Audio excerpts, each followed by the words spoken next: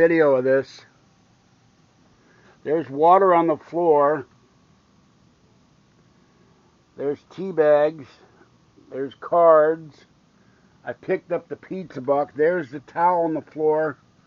There's the air purifier that I need a new filter for. There's Fuzzy. There's the Q-tip box. This is the Alien Con thing that was on top of the case. Oh, my Spider-Man guy fell into the lamp. The plays Spider-Man. He came down from up there. The little box came off. I don't know what else got moved in here. So you'll see that video of the aftermath. Nothing fell off the walls, but this building shook like something crazy. Here's the Spider-Man guy, and he came down from way up here. And I've got all these things full of pens and pencils. And he was on top of the milk. He was on top of the cigar box, and he fell down.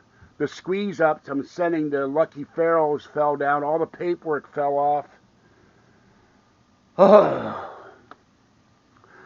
But by the way, this is a huge reason why I want donations, so I can do live videos, make super chat money, make more money, and get the hell out of California.